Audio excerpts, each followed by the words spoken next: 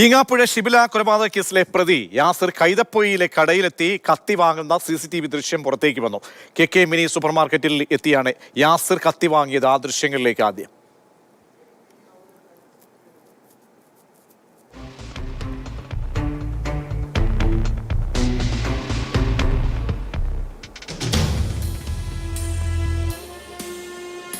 അഖില CP ചേരുന്നുണ്ട്. അഖില, കേസിൽ വളരെ പ്രധാനപ്പെട്ട ഒരു തെളിവാണിപ്പോൾ കിട്ടിയിരിക്കുന്നത്. ഏത് കടയിൽ നിന്നാണ് ഈ കത്തി വാങ്ങുന്നത്? കൂടുതൽ വിവരങ്ങൾ എന്താണ് പോലീസിന് CCTV പരിശോധിക്കുമ്പോൾ മനസ്സിലാകുന്നത്?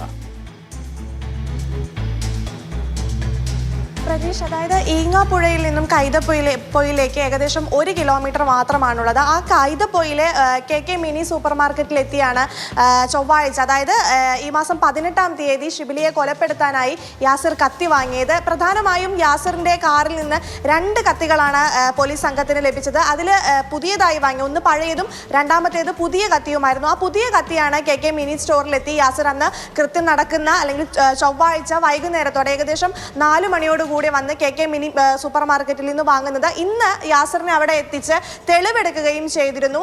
അതായത് ഈ പറയുന്നത് പോലെ എസ്റ്റേറ്റ് ഈ പെട്രോൾ പമ്പിലും കൃത്യം നടത്തിയതിനു ശേഷം പെട്രോൾ പമ്പിൽ പോയി 2000 രൂപയ്ക്ക് പെട്രോൾ അടിച്ചിരുന്നു. അവിടെയും ഇന്ന് KK മിനി സൂപ്പർ മാർക്കറ്റിലും എത്തിച്ച് യാസിറിനെ തെളിവെടുപ്പ് നടത്തിയിരുന്നു. ഈ പ്രതിയെ, അതായത് യാസിറാണ് കത്തി വാങ്ങിയത് എന്ന് കടയുടമ സ്ഥിരീകരിച്ചിട്ടുണ്ട്. ഇനി യാസിറിനെ ഇത്തരത്തിൽ ഈങ്ങാപ്പുഴയിൽ ഷിബിലയുടെ വീട്ടിലെത്തിച്ച് തെളിവെടുപ്പ് നടത്തുകയാണ് ഏറ്റവും തെളിവെടുപ്പ് നടത്താനാണ് ഇനിയുള്ള നീക്കങ്ങൾ. അതായത് അവിടെ എത്തിച്ച് പോലീസ് സംഘത്തിന് യാസിറുമായി തെളിവെടുപ്പ് നടത്തുക വളരെ ബുദ്ധിമുട്ടുള്ള കാര്യമായിരിക്കും. ഇപ്പോൾ തന്നെ നാട്ടുകാരുടെ ഒരു പ്രതിഷേധം, അതായത് KK മിനി സ്റ്റോറിൽ എത്തിച്ചപ്പോൾ തന്നെ നാട്ടുകാരുടെ ഒരു പ്രതിഷേധം യാസിറിനെതിരെ ഉണ്ടായിരുന്നു. അതുകൊണ്ട് തന്നെ ഈങ്ങാപ്പുഴയിൽ എത്തിച്ച് തെളിവെടുപ്പ് നടത്തുക എന്ന് പറയുന്നത് വലിയ വെല്ലുവിളിയായിരിക്കും. ഏകദേശം 29-ാം തീയതി